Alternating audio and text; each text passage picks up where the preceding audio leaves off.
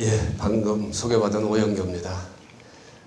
제가 소개해 주신 대로 여러 가지 사회생활을 했습니다만은 그 과정에서 다양한 연설도 했고 강연도 했고 또 특강도 많이 했습니다.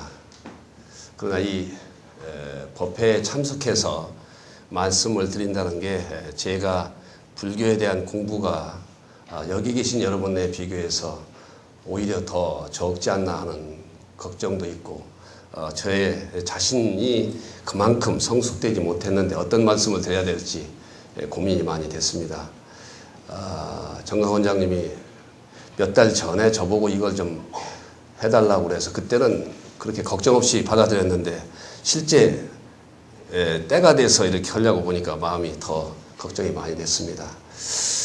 그런데 고민 아닌 고민을 하다가 떠올랐던 것이 고 정채봉 작가 그분은 이제 우리 동국대학교 출신이고 어른들을 위한 동화를 많이 쓰신 분입니다. 그 양반의 동화 중에 세탁소 옷걸이라는 그 동화가 있는데 그 내용이 문득 떠오르면서 용기를 갖고 한번 저 자신의 진솔한 내용을 불교적 삶을 말씀드릴 수 있지 않나 해서 용기를 내봤습니다.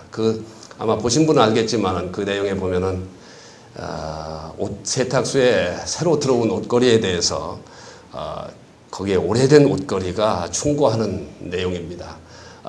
그 충고하는 말인즉슨 네가 매일 새로운 아주 화려한 옷을 걸쳐 입는다 하더라도 그것은 잠시 스쳐 지나간 뿐이고 그것이 너의 본면목인 것처럼 착각해서 거들먹고 으스대지 말라. 겸손하게 살아라 하는 내용입니다. 우리 인간은 저를 포함해서 모든 사람들이 사회를 생활하면서 여러 가지 지위를 받게 되고 또 혜택도 받고 또 성공했다는 그런 것도 또 하고 이렇게 합니다. 저도 아까 소개를 해주셨습니다만 젊은 나이에 고시에 패스해서 공직생활 쭉 해봤고 남들이 또 뭐 하고 싶어 한다는 차관이나 장관도 거쳐봤고 또 공기업 사장도 하고 또 더군다나 제가 불자이기 때문에 동국대학교에 와서 또 총장이라는 직위까지 받았습니다. 근데 어떻게 보면은 이런 것들은 그때 잠시 빌려 입는 그 옷에 불과한 것이 아니냐. 진실한 것은 이것이 나의 전체가 아니고 진실한 것은 그 속에 있는 저다 하는 차원에서 보면은 그것을 저인 양 착각하고 그 허상에 쫓아가는 그런 것은 안 되지 않겠느냐 하는 생각을 해봤습니다. 그래서 총장이라는 오영교가 아니라 진실한 지금까지 살아온 저 개인의 오영교 입장에서 제가 불교를 어떻게 생각하고 또 그 불교적 삶 속의 느낌 속에서 지식 속에서 제가 그동안 어떻게 견뎌왔는지 이런 것들을 진솔하게 말씀드리는 것이 좋지 않을까 해서 그렇게 생각하고 여기 왔습니다. 혹시 제가 말씀드리는 것이 불교의 시각에서 볼 때 좀 잘못된 판단이 있다든지 또 그릇된 길을 가고 있다 하더라도 좀 이해를 해주시고 들어주셨으면 좋겠습니다. 저 오늘 이것 좀 저도 벗고 좀 하겠습니다. 더 와서 하겠습니다.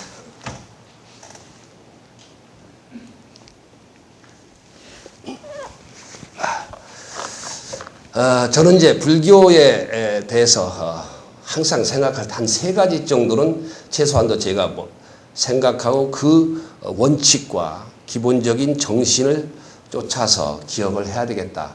어떤 일을 하든지 간에 요 몇 가지만큼은 저희 생활의 잣대, 판단의 잣대로 가야 되겠다는 것들이 있습니다. 뭐 다 아시겠습니다만 전 첫 번째 불교에 대한 기본적인 정의를 저는 깨달음의 종교다. 뭐 다 아시는 내용입니다만 깨달음의 종교다. 그리고 실천의 종교다 하는 원칙을 항상 기억하고 거기에 쫓아가려고 노력하고 있습니다. 우리 부처라는 것은 뭐냐 하면은 깨달으신 분이거든요. 깨달은 분이고 깨달음의 근본은 사실은 모든 진리의 아가 아니냐. 그러니까 우리가 모든 사람이 원래 가지고 있는 본성은 다 착한 것이고 다 좋은 것이다. 그것이 불성 아니겠습니까?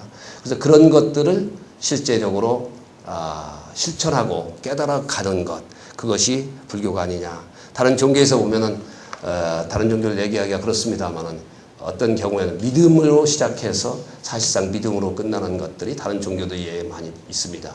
무조건 유일신으로 한 사람이 있고 거기에 의존해서 모든 것을 해결해 줘야 달라 하는 의존적인 그런 종교가 있는가 하면 불교는 사실상의 진리를 우리 스스로 깨닫고 깨달음으로써 우리 모두가 부처가 될 수 있다 하는 차원에서 저는 불교의 정의를 하고 있습니다.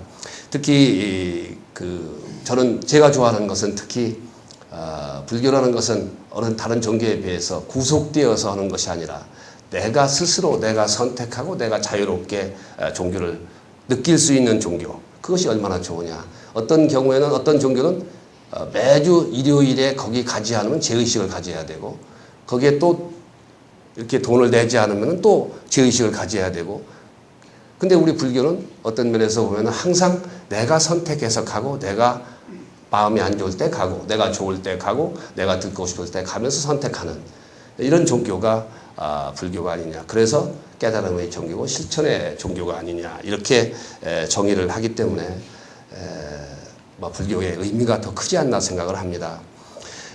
깨달음이라는 것은 사실은 경전을 여기 오셔서 이렇게 기도를 드리고 예불을 드리고 또 어떤 법회에 참석해서 의견도 듣고 하는 것도 매우 다 중요하고 그것에 의해서 우리 스스로가 깨달음을 일구어 가지만은 더 중요한 것은 우리 실생활에 세상사 모든 데서 이루어지고 있는 모든 사람이 본성이 곧 불성이기 때문에 그것을 누구든지 간에 여기저기서 이루어지고 있는 세상사가 곧 우리의 제출은 교훈이 될 수 있고 거기에서 깨달음을 얻을 수도 있는 것이 아니냐. 그래서 우리는 깨달음을 얻기 위해서 실천하는 것은 여기 와서 예불하는 것 말고도 다 될 수 있다. 스스로 혼자도 할 수 있다 하는 차원에서 저는 매우 의미 있게 생각을 합니다. 며칠 전에 그 신문에 나왔습니다만 영국의 그 불교학회 회장을 하고 있는 곰브리지 교수가 방문을 해서 우리 학교도 방문하고 있었습니다. 신문에 나온 걸 보면서 거기에 내용 보면은 불교는 삶의 방식이고 또 불교는 어떻게 살아갈 것인가에 대한 얘기하는 것이다. 이렇게 정리를 했습니다. 그래서 그러면서 그 사람 얘기는 불교는 종교라기보다는 삶의 방식 자체다. 이렇게 정의를 해서 했습니다만은 저는 앞에 얘기 삶의 방식이고 어떻게 살아갈 것이냐 하는 실천적인 사항을 정리하는 것은 매우 잘했다고 보는데 그것이 종교가 아니다 하는 얘기는 저는 잘못 판단하는 것이 아니냐. 우리 불교가 실천의 종교고 깨달음이 종교라는 그 차원에서 그것을 경시해서 나온 것이 아니냐 이렇게 생각도 해봤습니다. 어떻든 간에 불교는 실천의 종교고 깨달음이 종교다. 근데 저는 이제 저희 집사람이 저보다 몇 배 절에 많이 다닙니다. 아마 3,000배도 자주 하는 거 보고 108배는 자주 하고 그렇습니다. 그래서 저가 그런 면에서는 불교에 관한 제가 지고 있습니다. 근데 저는 이제 그 집사람이 할 때도 얘기하는 것 중에 하나가 저희 애들이 클 때 대학 입시 때든지 또는 뭐가 중요한 사항이 있으면 항상 절에 가서 오랫동안 기도를 합니다. 근데 기도를 하는데 제가 같이 가서 한번 끌려갔다 오면 이상합니다만 바쁘니까 자주 못 가다가 이제 붙잡혀서 갔는데 보면은 그냥 부처님께 빌어서 기도해서 우리 애가 합격하게 해달라 하는 의미를 주는 것이 아닌가 하는 의심을 가끔 합니다. 그래서 저는 그 얘기를 지적하면서 어떻게 해야 우리 애가 입학을 할 수 있고 시험을 잘 볼 수 있느냐. 그것을 내가 준비하는 것이 무엇이고 걔가 어떻게 준비해 나가는 것이 좋은가를 부처님 앞에서 내가 정리해보는 시간이 돼야 되는 게 아니냐 하는 걸로 저는 얘기를 합니다. 그렇게 이해를 하고자 합니다. 근데 우리는 통상 다른 데서 다른 종교가 하듯이 무조건 빌으면은 강력한 전지전능하신 위에 사람이 해결해 주는 것으로 의존하는 그런 기복신앙적인 방식으로 기도를 하는 경우는 없는지 우리가 반성해야 되는 게 아니냐. 정말 부처님께 다 빌어서 된다고 그러면 공부 하나도 안 하고 아들하고 같이 앉아서 계속 그거 하면 되지 않습니까? 근데 그것은 사실 아니지 않느냐 하는 차원에서 우리가 진정으로 깨달음의 종교고 깨달음의 불교고 또 실천의 종교를 함에 있어서 진정으로 어떤 것을 어떻게 가야 되느냐 하는 것을 우리가 알고 대처하는 것이 좋지 않을까 이렇게 생각을 해봤습니다. 그래서 기도할 때는 내가 어떤 행위를 함으로써 다른 사람한테 나쁘게 해주는 업이 없는지, 또는 내가 하지 않음으로써 줘야 되는 혜택을 주지 않음으로써 갖는 업은 없는지, 이런 것들을 정리해 보면서 내가 올바른 길을 선택하는 것, 그게 진정으로 깨달음의 종교, 깨달음의 불교가 아닌가 이렇게 합니다. 그래서 저는 이제 불교하면 항상 깨달음을 내가 스스로 어떻게 깨달아야 되느냐, 그리고 내가 어떻게 실천할 것이냐 하는 것에 정의를 두고 있습니다. 그 다음에 두 번째, 제가 불교를 믿으면서 생각하는 것은, 불교의 아까 우리가 여기 제가 들으면서 외웠습니다만은, 같이 했습니다만은, 반야신경에서 나오는 기본적인 내용이겠지만, 불교의 기본 교리가 비어있다는 공과 무아의 내용이 아니겠습니까? 그런데 이 공과 무아라는 것은 기본적으로 불타의 원리는 모든 것이 마음에 있다 하는 것으로 저는 해석을 합니다. 그래서 불행도 마음에 있는 것이고 행복도 마음에서 오는 것이다 하는 마음이라는, 유심이라는 그것에 중점을 두고 있습니다. 사실 우리가 지금 불교에서 항상 얘기하는 자비라는 것이 미움도 사랑도 없는 그런 마음, 자비, 이것이 이제 기본적으로 자성으로 이렇게 정리를 하는데, 자성이라는 것은 모든 사람이 갖추어진 기본적인 불성의 기본이 아니냐. 이렇게 볼 때 마음을 어떻게 가질 것이냐. 마음이 일체를 만들어내는 근원이기 때문에 마음을 어떤 식으로 정리할 것이냐. 이것을 불교를 믿음에 있어서 중심을 둬야 될 것이 아닌가 이렇게 생각합니다. 정말 마음을 어디에 두며 나의 본질은 그럼 어디에 있느냐. 저는 이제 가끔 막 바쁜 공직 생활을 살다 보면은 나는 진짜 누구인가. 불교에서 얘기하는 윤회 사상도 있고 뭐 있고 그러는데, 지금 현재 나는 어떤 상태로 어떻게 가고 있는 것이냐, 누구와 연관 관계를 맺어서 인과관계로 살아가고 있느냐 하는 것들도 생각해보고 이렇게 합니다. 근데 이제 제가 한번 느꼈던 것은, 나의 참모습이 무엇인가 이렇게 생각하면서 예를 들어서 떠올랐던 것이 장자에 나오는 일화입니다. 아시겠습니다만 포수가 있는데 어떤 포수가 머리 위에 비둘기가 날아가고 있다. 그래서 비둘기를 잡아야 되겠다 생각하고 활을 재고 있는데, 가만히 보니까 그 비둘기는 사마귀를 노리고 있었다.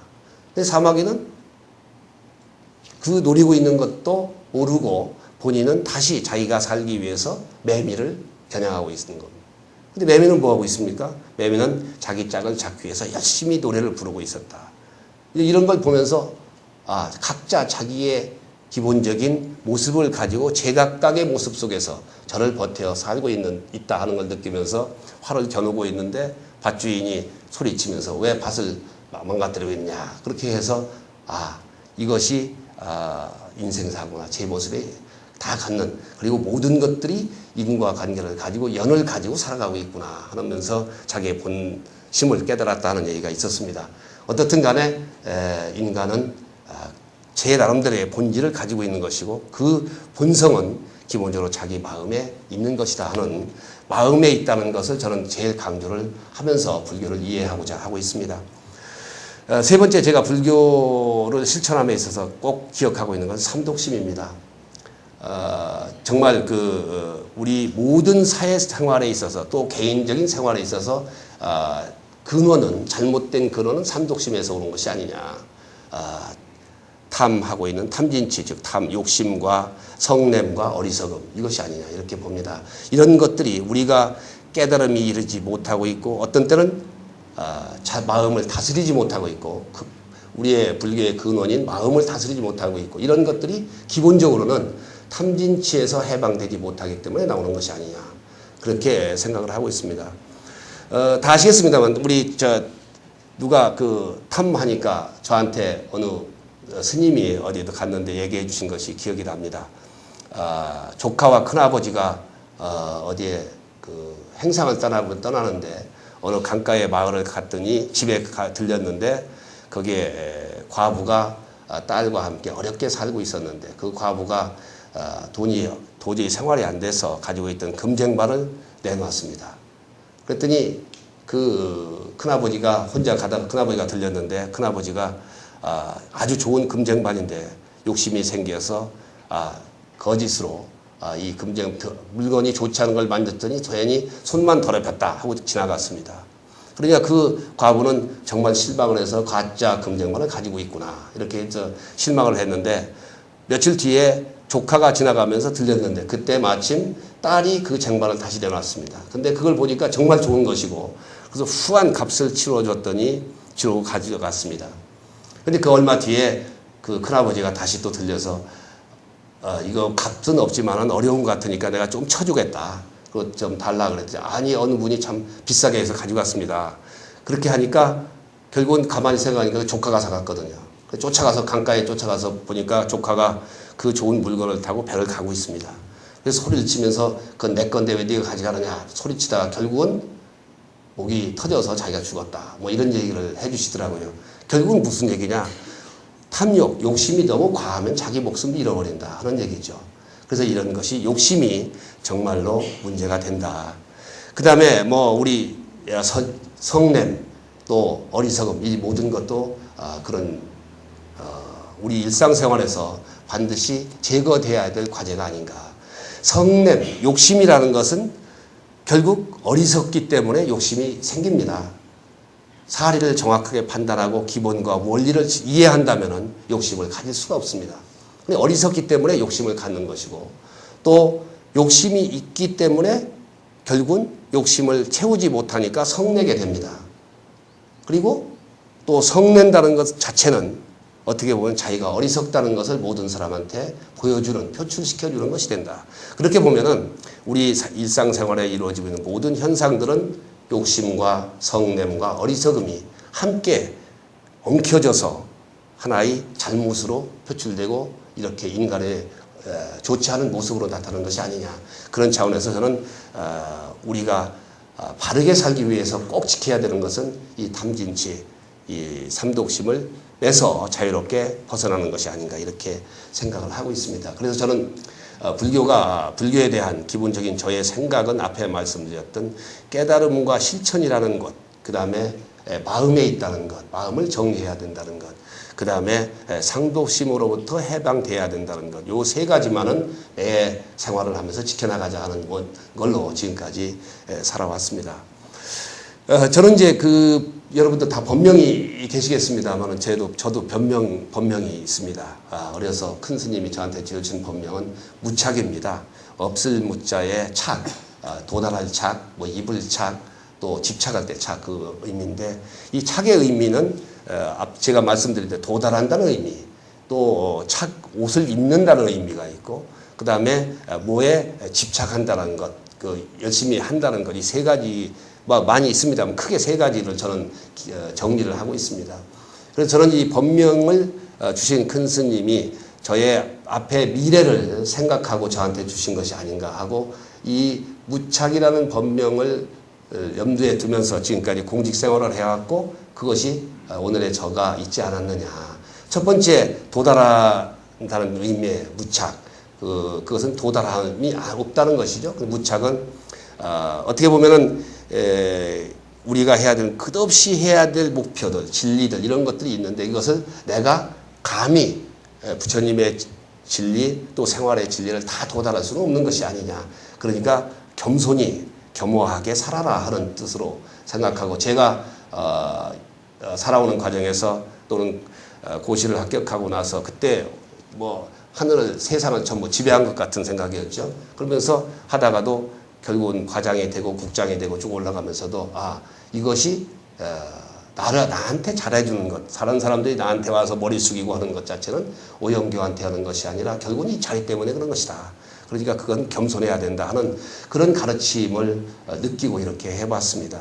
두 번째 무착이라는 것은 이제 입지 않는다는 것이죠. 그러니까 그것은 이 헛된 욕망이나 허상 이것에 쫓겨서 저희 그런 허상의 옷을 과감히 벗어 던져야 된다. 그리고 그것을 욕망 속에 사로잡히지 말아야 된다 하는 차원으로 하면서 저는 그것을 항상 그 무소유의 마음이다 하는 것으로 정리를 합니다. 제가 가장 좋아하는 좌우명이 뭐냐 언론에서 인터뷰하고 하면 하는데 저는 무소유를 합니다. 무소유가 아무것도 안 하고 뭐 무능하게 있는 것이 아니라 정말로 욕심, 불필요한 욕심을 갖지 않고 저의 진솔한 모습을 보여주는 것, 그것을 생각하면서 무착의 의미를 새기고 있습니다. 마지막에 무착은 이제 집착한다는 건데, 이것은 어떤 그 저의 아집이나 독선에 쫓아서 균형을 잃어가는 그런 것을 하지 말자. 그래서 이제 저는 기본과 원칙을 중시하는 삶, 그것을 사모이 제 무착의 사모의 그 의미에서 쫓아가고 있습니다. 그래서 이런 무착이라는 기본적인 생각들이 큰 스님이 저한테 주셨던 불교에 대한 기본적 방향을 제시해 주셨고, 그것이 제가 앞에 정리했던 세 가지의 불교에 대한 생각을 이 법명과 함께 실천해가는 그런 모습으로 생활을 해나가고 있습니다. 그래서 저는 이제 앞서 말씀드렸던 세 가지 불교에 대한 제 나름대로의 정의, 그 다음에 무착이라는 법명이 주고 있는 의미, 이것을 쫓아서 제 생활을 해나가는데, 거기에 한 세 가지의 기본적인 생활의 원칙을 정해서 가고 있습니다. 첫 번째 하나가 이제 저는 매사를 즐겁게 살아가자 하는 겁니다. 저는 매우 즐겁게 삽니다. 잘 때도 즐겁게 자고, 먹을 때 즐겁게 먹고, 노는 것도 정말 즐겁게 놉니다. 그리고 공부할 때는 또 즐겁게 합니다. 그래서 이제 그것은 어디서 오는 것이냐?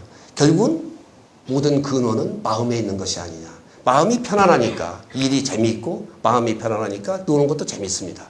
그러니까 집에 가서도 저는 싸우지를 않습니다. 지금까지 저희 집사람하고 싸워본 게 거의 몇 번, 아마 손가락, 5손가락 안에 있을까 말까 할 정도로 그렇게 합니다. 왜냐면 즐거운데 왜 싸울 게 없지 않습니까?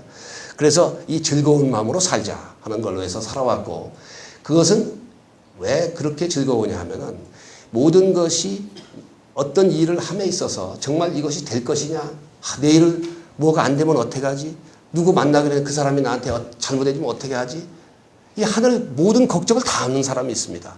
근데 걱정이라는 것은 결국 두려움으로 가져오는 것이고, 두려움은 결국 몸을 움츠려들 수밖에 없습니다. 과감한 의사결정과 과감한 돌파를 할 수 없도록 만듭니다. 근데 세상사라는 것은 다 이루어지게 돼 있습니다. 원래 본래의 뜻은 스스로 다 해결되게 돼 있습니다. 저는 안 된다고 생각하는 것은 하나도 없다고 생각합니다. 저는 여태까지 실패는 거의 없었다고 저는 생각합니다. 왜 실패는 없느냐?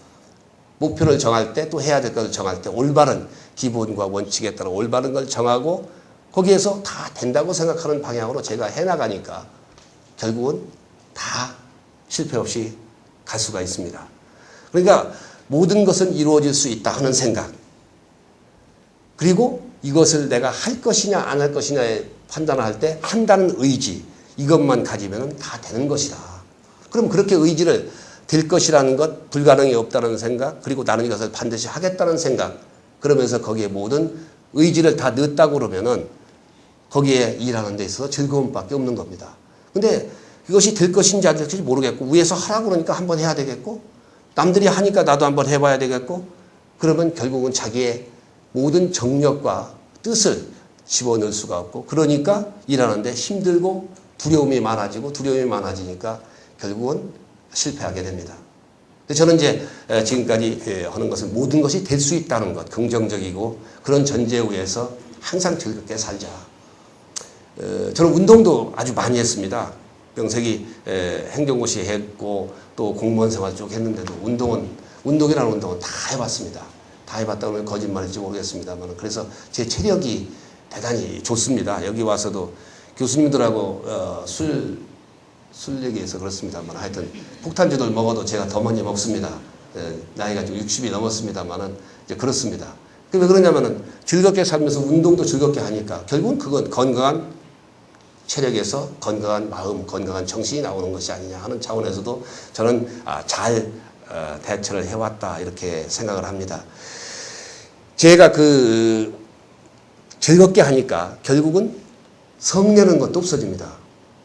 저고 일을 하면서 저한테 꾸지람을 받고 야 이놈아 하고 소리 지르고 하는 것을 당한 사람은 한 사람도 거의 없을 겁니다. 저는 매사를 웃음으로 대해줍니다. 그러나 일을 하다가 안 되면은 결국은 그 사람은 일을 안 주면 되죠. 안 주면 되지. 거기다 그 사람도 인격체인데 거기다 대고 당신은 뭐냐? 너는 그것밖에 못해. 어떤 사람 보면 그런 사람이 있습니다. 저도 젊었을 때 그런 걸 당해봤는데 위에 상관이 앉아서 막 인격적 모욕을 줍니다. 어떤 일을 시켰을 때 자기가 원하는 모습이 있습니다. 모습을 정확하게 전달해 주어야 밑에 사람이 그 정확한 자기가 원하는 모습대로 물건을 만들 수가 있습니다. 근데 일반적으로 위에 사람들은 이거 한번 만들어 봐 합니다. 자기의 머리에 속에 있는 것도 다 전달이 안 됩니다. 만들어 오면 당연히 생각이 다르기 때문에 차이가 있을 수밖에 없습니다. 근데 그거 있으면은 나는 이런 생각으로 했는데 당신은 이런 생각이니까 그 차이는 이렇게 했으면 좋겠다. 그러고도 또 안 해왔다. 그럼 그건 너는 안 되겠다 하는 얘기를 하면 좋지만은 일방적으로 뭐 하나 던져주고 이거 한번 만들어봐. 그럼 무엇은 어떻게 알아서 해봐. 알아서 해봐 합니다. 그리고 갖다 놓으면은 잘못했다고 얘기하거든요. 그것이 생각의 차이인데 그런 것은 이제 뭐라고 인격적인 모욕을 주면은 그 사람은 그 다음부터 그 일에 대한 의욕과 그 사람과의 관계는 영원히 나빠질 수밖에 없습니다. 괜찮아? 그래서 그런 면에서 보더라도 모든 매사를 긍정적으로 즐겁게 하면은 결과적으로 성냄도 없어지고 즐거운 속에서 인생을 살아갈 수 있지 않느냐. 그래서 저는 그런 차원에서 저고 일을 해본 사람들은 정말 즐겁게 일하고 휘파람을 불면서 일을 한다 하는 정도로 젊었을 때 얘기를 했습니다. 그래서 그것이 기본적으로 제가 앞서 말씀드렸던 탐진치로부터 해방하는 것 방법 중에 하나고 또 모든 것은 마음에 있다는 근본적인 불교의 원리에서 제가 실천하는 방법 중에 하나다. 이렇게 말씀을 드릴 수 있겠습니다. 두 번째 제가 살아가는 그 기본 원리로 삼는 것 중에 하나가 기본과 원칙에 충실하자 합니다. 기본과 원칙에 충실하자.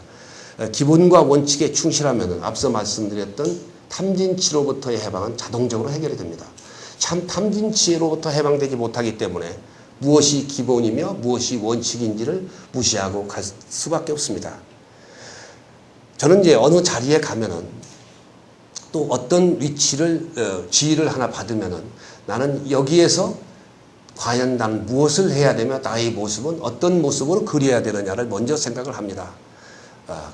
이 옷이 나한테 왔는데 이제 자리를 옮겨서 이 새로운 옷이 왔는데 이 옷을 어떤 식으로 입고 있고 어떤 모습으로 나타내야 거기에 옷에 맞는 나의 행동이 보여질 것이냐를 정리를 합니다. 그래서 옛날에 공무원 합격해서 공무원 생활할 때도 그렇고 장관할 때도 그렇습니다. 공무원은 뭐겠습니까? 공무원. 과거의 공무원들은 국민 앞에 군림하고 무언가 하나를 주고 저한테 와서 인허가를 요청하면 뭘 주고 이런 식의 시혜를 해주는 것으로 생각합니다. 근데 공무원은 왜 존재합니까? 공무원은 국민들한테 서비스를 하기 위해서 존재합니다. 그래서 공무원을 공복이라고 하지 않습니까? 공공의 심부름꾼입니다. 그래서 국민이 세금을 내면 국민이 돈을 받아서 공무원들한테 줍니다. 그런데 공무원들은 국민으로부터 월급을 받는 겁니다. 월급을 받았으면 그 월급에 해당되는 서비스를 해줘야죠. 그게 도리입니다. 근데 잘못된 공무원들, 중앙부처에서부터 밑에 공무원으로 가면 갈수록 권위적이고 지시적이고 통제적인 생각을 많이 합니다. 그리고 뭐 하면 그것도 모르고 하느냐, 칭찬 주고 또 하나 뭐 해주면서 큰 거 하나 해주는 것 같이 시혜적으로 해주는 것 같이 생각합니다. 근데 시혜적인 거 아니지 않습니까? 당연히 국민은 그 권리를 가지고 있습니다. 그렇기 때문에 내가 어떤 자리에 있을 때 나는 국민들한테 무엇을 해드려야 되고 어떤 정책을 만들고 그러므로서 국민들이 어떤 생활하기 좋은 환경을 만들어줄 것이냐를 먼저 생각을 해야 됩니다. 그것이 공무원의 지위에 맞는 원칙이죠. 장관 하면은 제가 행자부 장관을 했습니다만은 장관을 하면은 폼이나 잡고 어디 가서 나타나서 큰 연설이나 한마디 하고 그러면 된다고 생각하면 그건 큰 오산입니다. 행자부 장관은 그 부처의 경영자입니다. 그 부처를 어떻게 잘 만들어서 거기에 소속된 공무원들이 국민을 위해서 새로운 정책과 국민을 위해서 서비스를 어떤 식으로 잘해 줄 거냐. 그러면서 국민이 삶을 평화롭게 안전하게 살 수 있는 것이냐. 삶의 질을 어떻게 높여줄 것이냐 하는 걸 만드는 것이 공무원이거든요. 그러면 그런 모습을 만들어내기 위해서 장관이 있는 겁니다. 근데 대부분의 장관들 보면 뭐 그렇다고 해서 제가 저만 잘했다고 얘기하는 건 아닙니다만은 대부분의 장관들 보면은 폼 잡기 위해서 있습니다. 그리고 위에서 오는 거 결정하고 큰 소리 치기 위해서 있는 것 같이 착각을 합니다. 오히려 장관은 부하들을 위해서, 부하라고 하면 소속 공무원을 위해서 서비스하고 그 사람들이 가장 즐겁게 일하기 위해서 어떤 환경, 어떤 제도를 만들 거냐. 그리고 이 일을 어떻게 하면 더 쉽고 빨리 일할 수 있는 방법을 만들 거냐 하는 겁니다. 공무원들 일하는 거 보면은 거의 절반은 쓸데없는 일에, 불필요한 일에 낭비를 합니다. 하나 뭐 만들면 보고하는데 한 달은 걸립니다. 누구 하나 협의하는데 그렇습니다. 어떤 정보의 교환도 마찬가지고 의사결정도 마찬가지고 그렇게 불필요한 일을 많이 합니다. 장관은 어디 연설문 만들어주기 위해서 그거 밤샘합니다. 어디 가서 또 인터뷰하면 인터뷰자로 만들기 위해서 또 밤샘합니다. 이런 것들이 불필요한 일이거든요. 그런 것이 아니라 장관이나 그 부처의 정책을 실현하기 위해서 국민에게 서비스를 위한 정책을 어떻게 만들 거냐 하는 것들을 고민해야 되는데 그런 시간보다는 오히려 윗사람을 위한 장관을 위한 봉사에 시간을 할애하는 경우가 많습니다. 이런 것들이 공무원의 모습을 잘못 적은 거거든요. 이런 게 결국은 기본과 원칙을 공무원으로서 기본과 원칙을 정확하게 정의를 하고 들어가지 못했기 때문에 그렇다. 그런 면에서 이제 저는 이제 모든 사람이 어떤 일을 하든지 간에 기본과 원칙을 중시하는 그런 삶으로 가야 되는 게 아닌가 이렇게 생각을 합니다. 그리고 이제 또 하나 이 기본과 원칙에 충실하기 위해서 사는 것은 정확하게 있는 대로 그리고 생각한 대로 얘기하고 행동하는 것 이게 저는 더 중요하다. 아마 공무원 생활하면은 제일 어려운 게 그 기자들과의 그 대화입니다. 기자는 통상 어떤 자료를 계속 취재해서 국민한테 알리려고 합니다. 이게 취재 경쟁이죠. 다른 신문보다도 내가 먼저 취재를 해서 소위 특종을 하고 싶어 하고 그러다 보면 공무원들로부터 계속 정보 입수를 하려고 노력합니다. 근데 거기서 제일 중요한 것은 저는 이제 공보관원이라는 것을 했습니다. 공보관 제가 옛날 지금의 지식경제부에서 상공부였습니다. 그때 공보관을 했는데 1년 4개월을 했는데 꽤 오래 했습니다. 흔히 얘기하는 제가 인류 공보관이라고 해서 평가를 잘 받았습니다만은 왜 그랬느냐? 저의 기본적인 원칙은 절대로 거짓말을 하지 말자입니다. 모르면은 모른다. 이건 절대로 알려줄 수 없다라고 저는 얘기합니다. 왜 그러냐? 이건 이런 이유 때문에 안 된다라고 하는 게 좋지. 한번 거짓말을 해놓으면은 그 거짓말을 지켜주기 위해서 더 큰 거짓말을 할 수밖에 없습니다. 그런데 인간의 머리의 한계는 기억의 한계가 있습니다. 가서 며칠 지나서 몇 단계 거치고 나면 그 거짓말을 잊어버립니다. 그러면 A라고 얘기 쫙 하다 했는데 그 다음에 가서는 다른 얘기 B라고 합니다. 그러면 저 사람은 입에서 거짓말하는 사람. 그러면 절대로 다음에 진솔한 얘기를 해도 그 받아들이지 않습니다. 그래서 저는 이제 대원칙이 밝혀야 될 것은 밝혀주고 국가의 정책적 차원에서 얘기가 안 되는 사항은 이건 절대로 내가 더 얘기해 줄 수가 없다. 밝힐 수가 없다. 이렇게 해서 얘기를 안 해줍니다. 그러니까 그때는 화내고 저한테 막 뭐라고 합니다만 나중에는 저의 진정성을 알고 오아무개한테 얘기하는 것은 다 사실이다라고 해줍니다. 제가 이제 그때 과장 때 그 신문의 기자가 저한테 와서 상급 비밀에 관련된 것인데 확인을 해왔습니다. 그것은 불가능하다. 그런데 그때 이제 다른 데서 취재를 해왔었는데 안 해줬더니 근데 이제 그때 1989년 89년인데 그때 처음으로 남북 관계의 거래 관계를 시작할 때입니다. 그러니까 처음으로 북한에서 물건이 석탄과 생선이 들어올 때인데 그것에 대한 정보입니다. 그러니까 처음에 들어오는 거니까 비밀이죠. 그런데 제가 거부를 했더니 나중에 저한테 막 욕을 하면서 너는 죽을 때까지 과장이나 해먹어라 그러더라고요.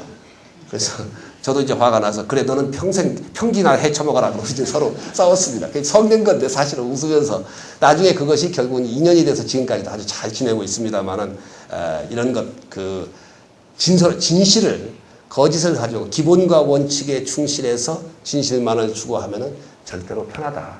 그리고 저는 이제 기자회견이나 기자 간담회나 또는 그 인터뷰 이런 거 할 때 자료를 못 만들게 합니다. 그런데 저는 왜 못 만들게 하느냐면은 제가 생각한 대로 평소에 생각한 대로 얘기를 하기 때문에 절대로 빗나가질 않습니다. 항상 똑같은 얘기를 합니다. 그러니까 걱정이 안 되고 그러기 때문에 자료를 만들어주질 않습니다. 이것도 기본적으로는 기본과 원칙에 쫓아가는 삶이 되기 때문에 제가 그렇게 하는 것이 아닌가 이렇게 봅니다. 제가 이제 총장으로 돼서 와서 학교를 보면서 정말 학교는 그럼 어떻게 해야 되느냐 하는 걸 느껴봅니다. 여러분 우리 동국대학교는 불교 종립학교입니다. 불교 종립학교고 금년도에 102년째 되는 학교입니다. 100년이 넘은 학교는 몇 대학이 없습니다. 뭐 고려대학교, 연세대학교, 이화여자대학교 이렇게 몇 개 안 되는데 그 속에서 우리 동국대학교는 그러면 현재 어느 수준에 있느냐를 제가 우리 동국대학교에는 구성원들과 함께 고민을 많이 해봤습니다. 제가 1년 이제 반이 됐는데 동국대학교는 그 역사에 비해서 그동안에 많이 잤습니다. 잠자고 있었습니다. 그래서 저는 이제 동국대학교가 잠에서부터 깨야 된다. 그리고 진짜 우리가 어느 방향으로 무엇을 해야 되는지를 지금부터 기본과 원칙을 정리를 하자 해서 제가 108 프로젝트라는 걸 만들었고 그래서 작년부터 다른 대학에서 감히 하지 않는 것 또는 못하는 것 이런 것부터 동국대학교가 먼저 하자 해서 지금 변해가고 있습니다. 예컨대 우리 교수님들께서 일부 교수님들께서 저한테 공격도 많이 했습니다만은 학생들이 이제 강의한 내용에 대한 평가를 하고 공개도 좀 하고 또 이제 학과 조정 구조 조정을 상시적으로 하는 것도 했습니다. 그래서 정말 그 학교가 만들어질 때 설립됐던 학과가 지금도 그대로 있는 경우가 있습니다. 사회 현상들은 계속 변하고 있거든요. 옛날에는 기계가 있었고 자동차도 있고 전기도 있고 전자도 있고 다 있습니다. 근데 지금은 전기라는 것으로 산업이 그 독립돼서 있질 않습니다. 전기 제품이 아니라 이제는 전자 제품입니다. 전기와 전자와 기계가 합쳐집니다. 자동차도 이제는 기계 공급이 아니거든요. 전자 기능이 다 합습니다. 기계 전자가 함께 산업이 이루어집니다. 우리의 모든 생활이 이렇게 융합되고 있거든요. 그렇기 때문에 우리 학과에 공부하는 모습도 학과도 그렇고 공부하는 내용도 그렇고 커리큘럼도 그렇고 다 그런 현상에 맞게 변해야 되는데 지금까지 보면은 그런 변화에 대학교가 상당히 늦어졌다. 그리고 그러기 때문에 그 변화를 조금이라도 먼저 하는 대학과 변화를 순응하지 않는 대학 간의 차이가 계속 나타나고 있는 것이다.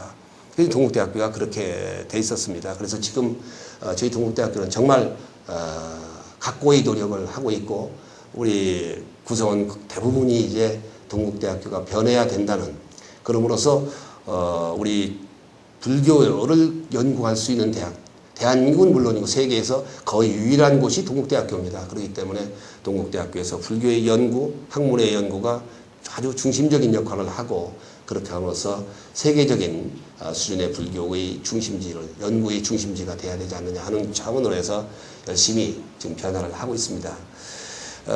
지금 이제 동국대학교도 그렇고 학교에서 가장 중요한 것 중에 하나가 사실은 하고자 하는 의지가 있다면 그 다음에 해결될 과제가 사실은 재정입니다. 돈입니다. 우리 동국대학교는 제가 왔을 때 사람들이 저보고 야 너는 좋겠다. 그 돈 많은 우리 동국대학교에 갔으니 얼마나 좋으냐 그러더라고요. 다른 대학 사립대학교는 그렇지 않은 걸로 이제 해서 그래서 제가 그랬습니다. 야 와 보니까 뭐 이 말이 맞을지 모르겠습니다. 빛 좋은 개살구다. 뭐 가진 게 땅인데 땅이 산속에 있는 땅 팔아서 돈이 안 된다 진짜.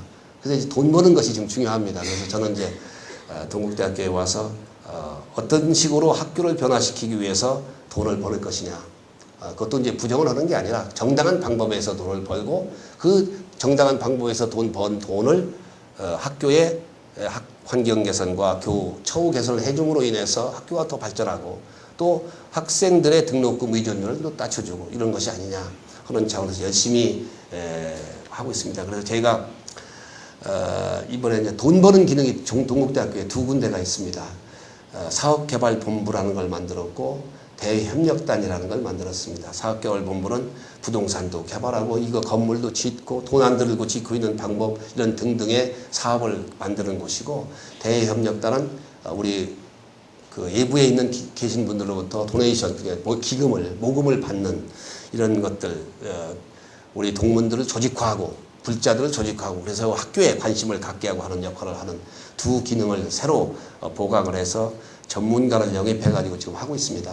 여러분들 또 학교에 대한 관심도 가지시고 학교가 어떻게 발전해야 되느냐 또 홍보도 좀 많이 해주시고 야 요새 동국대학교 정말 많이 변했더라 이런 얘기도 좀 많이 해주십시오. 학교에 좋은 학교가 뭐겠습니까? 좋은 학생들이 오고 싶어하는 대학이 저는 좋은 학교입니다. 그리고 좋은 학생들이 와서 여기서 공부를 열심히 하고 싶어하는 곳, 정말 좋다 하는 것이 느끼게 하는 것이 또 좋은 학교입니다. 그 다음에 세 번째는 졸업한 뒤에 자기가 일하고 싶은 것을 할 수 있는 인재, 그게 좋은 학교거든요. 이 좋은 학교가 되기 위해서는 먼저 말씀드린 대로 좋은 학생들이 와야 되고 좋은 학생들이 오기 위해서는 우리 여기 계신 불자님들이 동국대학교 참 좋다, 많이 변하고 있다. 거기 자녀 보내면은 4, 5년 뒤, 10년 뒤에는 정말 한국의 인재가 될 수 있을 것이다 하는 그런 말씀 한마디 한마디가 우리 동국대학교에 좋은 인재가 오고 그 사람들이 또 잘 커서 외부와 사회적인 활동을 하면서 동국대학교에 지원 세력이 되고 이렇게 될 것으로 보입니다. 여러분 하여튼 그런 면에 또 관심을 가지셨으면 합니다. 제가 세 번째로 이제 삶에 있어서 좋아하고 쫓아가고자 하는 것은 무소유입니다. 무소유 하면은 우리 법정 스님께서 이제 제일 책도 만드시고 저도 읽어보고 좋아하고 그분의 뜻을 많이 쫓아가고 싶어 합니다만은 저는 어떤 면에서는 무소유를 우리 불교 스님들이 생각하고 있는 무소유를 우리 속인들이 제가불자들이 그대로 쫓아갈 수는 없다고 봅니다. 우리는 무소유의 기본적인 정신을 생활에 어떻게 투영시켜 갈 것이냐 하는 쪽으로 가야 되지 않느냐. 그래서 저는 이제 잘못 해석하면은 무소유 하니까 아무것도 안 갖고 그냥 무능하게 쉬고 잠자고 하면 되는 거 아니냐 하는 착각이 나올 수 있기 때문에 제 나름대로는 무소유는 남한테 봉사를 내 것을 챙기지 않으면서 그릇된 것을 집착하지 않으면서 남을 위해서 나를 희생하는 것, 봉사하는 것 그런 취지에 저는 쫓아가고 있습니다. 직장 생활을 할 때 제가 어느 곳에 가든지 신입사원들이 들어오면은 꼭 얘기해 주는 게 있습니다. 첫 번째 하나는 새로운 시작, 백지에 새로운 그림을 그리는데 잘못 그리지 말아라. 백지의 그림을 그리면서 잘못 시작을 해놓으면 그 그림은 아무리 덧칠을 해도 좋은 그림이 될 수가 없다. 그렇기 때문에 올바른 생각 또 올바른 행동을 좋은 사람으로 또 배우고 스스로 그렇게 실천하는 그림을 시작을 잘해라 하는 얘기를 해줍니다. 그러면서 이제 두 번째 제가 꼭 강조하는 것은 내가 먼저 하고 내가 희생한다는 마음으로 그 조직에서 직장 생활을 해줘라. 그러면 반드시 성공한다. 일을 하다 보면은 머리 좋은 사람들, 공부 좋은 대학교 나왔고 또 자기 꽤나 공부를 했다고 생각하는 사람들의 행동을 대체적으로 보면은 제가 이제 젊은 과장 때 딱 사무관 몇 있습니다. 한 4명 내지 5명 사무관이 있으면은 물어봅니다. 오늘 야근을 해야 되겠다. 이런 과제를 내일까지 뭘 만들어야 되니 같이 할 사람, 밤샘할 사람, 소위 이제 밤샘할 사람 남자. 그러면은 반드시 야근 사람, 공부 잘하는 사람은 꼭 이유를 댑니다. 오늘 제사하러 좀 가야 되겠습니다. 제사까지는 괜찮죠. 이제 어른 모시니까. 근데 어떤 사람은 저 오늘 결혼 기념일이라 좀 가야 되겠습니다. 세상에 결혼 기념일 없는 놈이 어디냐. 그렇죠. 이제 웃으면서 그래 가라. 근데 그것이 반복되면은 그 사람은 조직을 끌고 가는데 중심 세력이 되지 않습니다. 그리고 정말 중요한 일을 만들어야 될 때, 정책을 만들 때 그 사람은 참여가 안 됩니다. 그럼 매일 해오던 사람을 줍니다. 너 이거 만들어라. 그럼 그거 만들면 그 정책은 위에 사람이 상관이 가장 역점을 두는 사업이고 그걸 위에 보고하고 국가적인 사업으로 발전시켜야 되니까 핵심적인 일에 그 사람이 참여하게 되죠. 그런 일을 하게 되니까 결국 어떻게 됩니까? 그 사람은 중심 세력이 되고 나중에 승진 먼저 하고 일 잘하는 사람으로 똑똑한 사람으로 알려집니다.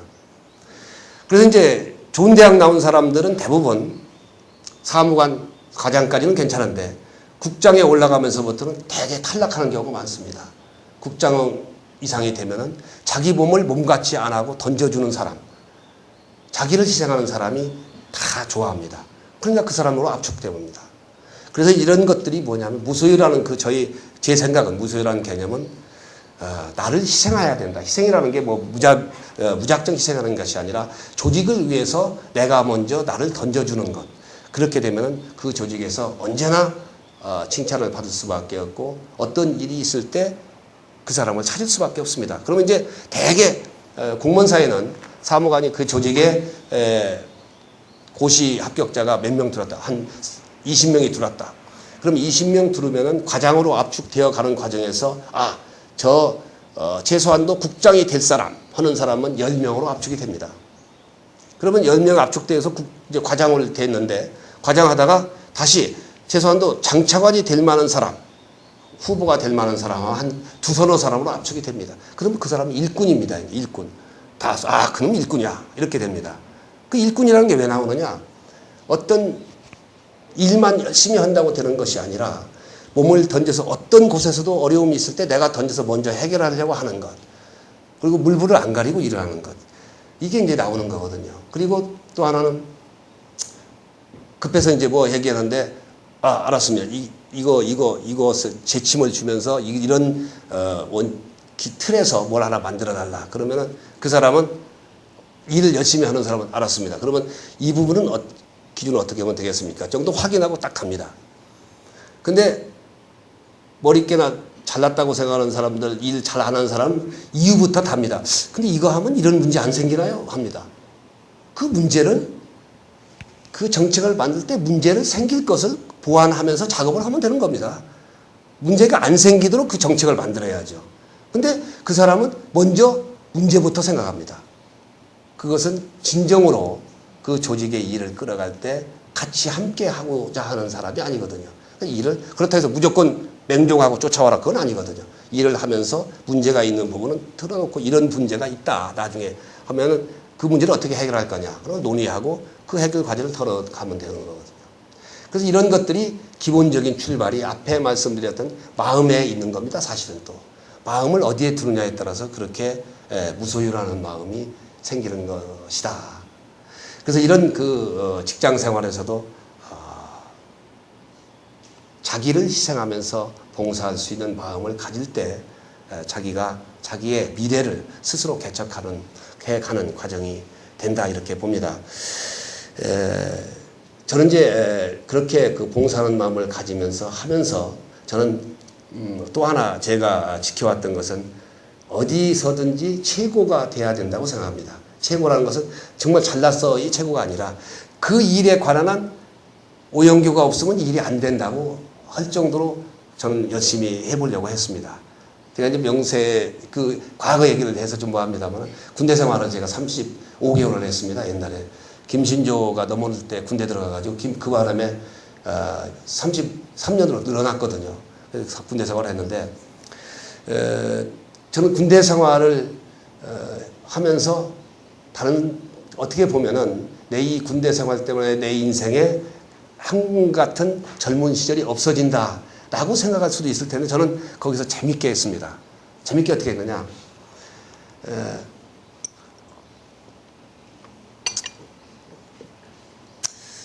최전방에 그 강원도 고성 그쪽에 그 인제 원통 있는 데 있습니다. 그 지역에 갔는데 제가 정보기관회로 이제 파견되러 갔습니다. 전방에 가서. 근데 매일 보고서를 하루에 한 서너 건을 씁니다. 그때만 해도 이제 펜으로 쓰면서 이 갱지라고 하죠. 갱지. 이 갱지 나쁜 종이. 갱지에 모서리 딱 접어가지고 펜으로 씁니다. 잉크로. 보고서를 하루에 한 3건 이상을 쓰는데, 보고서의 형식은 이제 우리가 쓰는 논문에 압축된 논문입니다. 서론, 본론, 결론이고, 현황, 문제점, 대책, 이런 식입니다. 그래서 군대 내부와 사회 현상 전반에 대한 정보 보고를 쓰는데, 그걸 3년 동안 썼습니다. 그러니까 어떻게 되겠습니까? 어떤 문제를 보는 거 정리하는 것은 저만큼 빨리 할 수가 없죠. 훈련을 3년 동안 했으니까. 그리고 같은 내용을 쓰는데 글씨 쓰는 것은 글씨가 멋있게 글씨를 빨리 쓸 수 있는 사람은 제가 또 제일 잘하죠. 그거 쓰는데 또 한문도 섞어가면 쓰니까. 그게 군대 3년 동안 저한테 주어준 혜택이었습니다.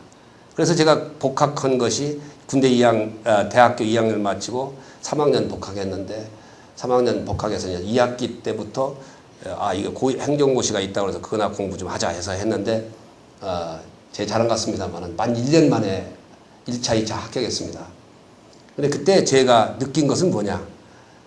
역시 나한테 주어진 환경에서 최고가 돼야 되겠다는, 최선을 다한다는 것. 그리고 이 일을 즐겁게 거기에 매료한다는 것. 그렇게 되면은 결과적으로 나한테는 다 플러스가 된다. 그래서 저는 1년 동안 다른 사람하고 비교해 볼 때 공부의 양이 그렇게 많지는 않은 건데요. 그동안에 다른 사람은 읽은 것을 옮겨 적고 정리하는 데 있어서 저보다는 훨씬 더 늦다. 저는 머릿속에 남은 것을 정리하는 것을 속된 말로 우리 그러잖아요. 구라 핀다고 그러지 않습니까? 구라는 자신 있는 겁니다. 제가 쓴 거 아마 교수님들이 채점을 하면서 그때 고시 교수 채점위원들이 채점하면서 아마 저한테 속았는지도 모르죠. 말을 하도 잘 들어서. 이런 것들이 있는데, 그것이 뭐냐? 제가 자랑이 아니라 그때 군대 3년이라는 기간을 거기에서 정보보고를 제일 잘 썼거든요. 제가 그 지역에서 제일 잘 썼습니다. 그래서 대통령한테 특보도 가고 막 이랬습니다.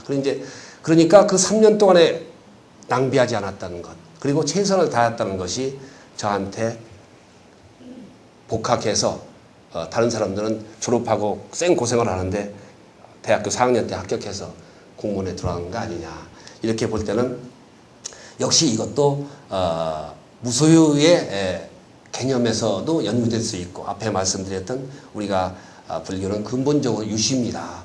마음에 있다는 것에서부터도 나올 수 있고 해서 그런 것들에 저의 삶의 원칙이 저의 오늘을 만들어주지 않았느냐.